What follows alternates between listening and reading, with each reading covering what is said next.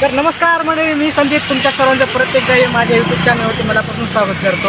आजचा हा व्हिडिओमध्ये होणार आहे. आजचा ज्या व्हिडिओ बघणार आहोत आपण, आजच्या ह्या व्हिडिओमध्ये आपण नांदेडचा गुरुद्वारा बघणार आहोत. आणि पाठीमागे जे बघताय तुम्ही, हे आमच्या नांदेडची गोदावरी नदी आहे. खूप प्रसिद्ध जुनी गोदावरी नदी आहे. याच्यावरच आमचं सगळं चालतं. तर आजच्या ह्या व्हिडिओमध्ये जे होणार आहे, हा जो व्हिडिओ होणार आहे, प्रत्येकाने आम्ही जे मित्र चाललो तर नांदेडच्या गुरुद्वाड्यामध्ये चाललेलो आहे. कोणत्या गुरुद्वाड्याला जायचं, मोठ्या का छोट्या? कारण नांदेडमध्ये खूप गुरुद्वारे आहेत. तर कोणत्या आता ठरवू की कोणत्या गुरुद्वाड्याला जायचे, मोठ्या का छोट्या? कोणत्या वैभव, कोणत्या गुरुद्वाड्याला जायचे? छोट्या. तर ठीक आहे, तर आपण छोट्या गुरुद्वाड्याला जाणार आहोत. तिथे जे काय आहे म्हणजे गुरुद्वारा जे आहे म्हणजे शीख लोकांचं जे आहे म्हणजे खूप धार्मिक स्थळ आहे. खूप मोठे असे धार्मिक स्थळ आहे. नांदेडमध्ये तर गुरुद्वारे तर भरपूर आहेत. तर सांगायला गेलं तर भरपूर गुरुद्वारे आहेत. म्हणजे प्रत्येक ठिकाणी जर बघायला गेलात तर ठिकठिकाणी गुरुद्वारे आहे. तर चला, तर गुरुद्वारा कोणता आहे, छोटा गुरुद्वारा जे आहे, तर जमलं तर मोठ्या गुरुद्वाऱ्याला पण जाणार आहोत. ते पण आपण कव्हर करून घेऊ. तर जास्त वेळ न झालं तर आम्ही सगळे आहेत दोघं तिघे जण ते नक्की जाणार आहेत. तर चला, तर बघू आपण गुरुद्वाऱ्यामध्ये.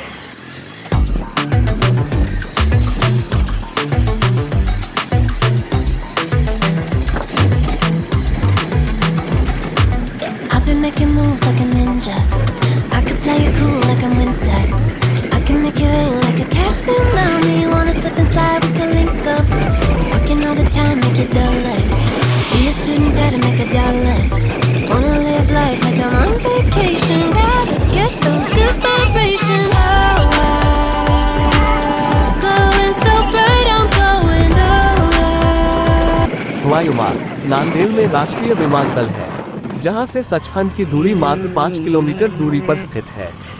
सड़क मार्ग महाराष्ट्र के औरंगाबाद से नांदेड़ करीब 300 किलोमीटर दूरी पर स्थित है। सभी प्रमुख शहरों से सरकारी व निजी वाहनों के जरिए नांदेड़ आसानी से पहुंचा जा सकता है। रेल मार्ग नांदेड़ सभी प्रमुख रेल मार्ग से जुड़ा हुआ है। अमृतसर से नांदेड़ के लिए विशेष रेल सुविधा उपलब्ध है। वायुमार्ग नांदेड़ में राष्ट्रीय विमानतल है, जहां से सचखंड की दूरी मात्र 5 किलोमीटर दूरी पर स्थित है। सड़क मार्ग महाराष्ट्र के औरंगाबाद से नांदेड़ करीब 300 किलोमीटर दूरी पर स्थित है। सभी प्रमुख शहरों से सरकारी व निजी वाहनों के जरिए नांदेड़ आसानी से पहुंचा जा सकता है।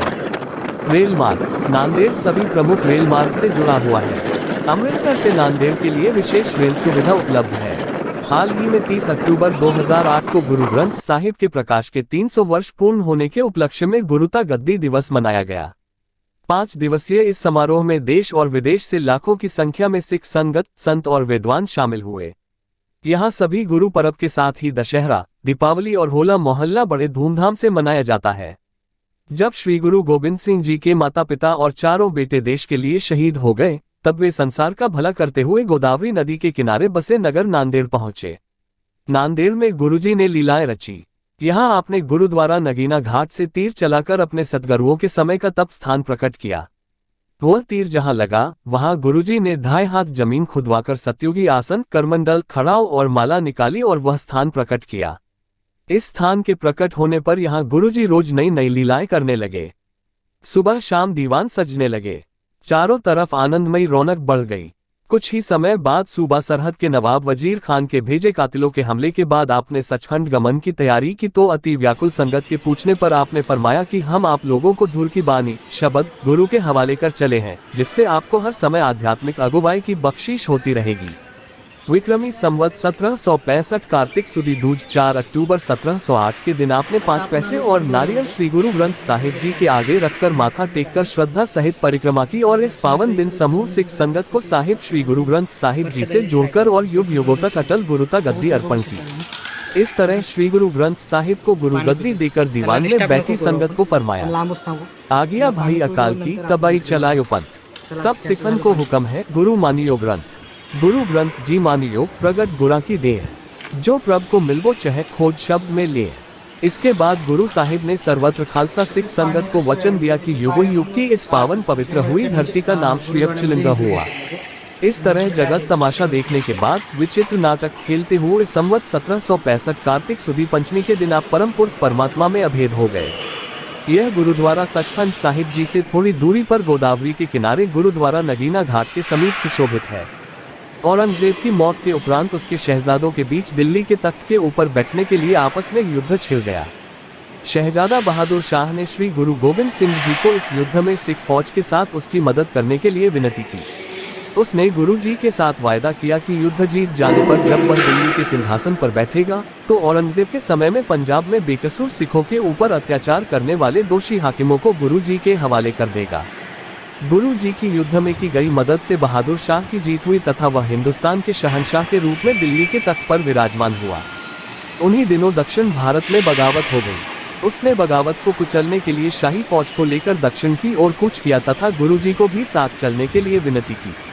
तख्त हासिल कर लेने के बाद उसकी नियत में खोट आ गई थी तथा वह दोषियों को गुरु जी के सुपुर्द करने से टाल मटोल करने लग पड़ा था। गुरु जी ने इस मुद्दे को हल करने हेतु उसके साथ ही दक्षिण भारत की ओर प्रस्थान किया। पड़ाव करते करते बहादुर शाह तथा गुरु जी जब नांदेड़ पहुंचे थे तो उस वक्त गुरु जी की सेना के लिए इसी स्थान पर लंगर तैयार किया जाता था तथा फौजों को खिलाया जाता था, जहां अब गुरुद्वारा लंगर साहिब सुशोभित है। का जगत में लंगर की प्रथा श्री गुरु नानक देव जी के समय में ही आरंभ हो गई थी।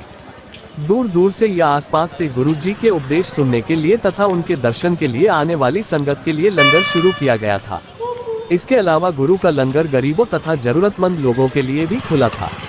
ब्राह्मणों की पैदा की गई जाति वर्ण की बात को सिख धर्म में प्रवेश करने से रोकने हेतु गुरु जी ने हुक्म दिया था कि गुरुघर में आने वाले सभी लोग बिना किसी भेदभाव के एक साथ पंगत में बैठकर लंगर छके। श्री गुरु अंगद देव जी के समय उनकी सुपत्नी माता खीरी जी लंगर का प्रबंध स्वयं देखती थी। ढकलत गाडीला गाडी चालू नाही होत, माहीत नाही काय प्रॉब्लेम झाला आता। खूप छान पद्धतीने दर्शन झालं, प्रसाद घेतला आम्ही तिथे। आता वैभव लागला गाडीला झटायला, तर हा रुद्र जा रे ढकलू लाग गाडीला। बघू आता पुढे गाडी चालू होते का नाही, काय प्रॉब्लेम झाला माहिती नाही। येता येता पण झालेलं आहे, वैभव ढकलते गाडीला आमच्या। तोपर्यंत नेक्स्ट व्हिडिओमध्ये आपण नक्कीच भेटू। तोपर्यंत बाय बाय। व्हिडिओ आवडला तर लाईक करा, शेअर करा आणि चॅनलला सबस्क्राईब करायला नका विसरू। तोपर्यंत नेक्स्ट व्हिडिओ।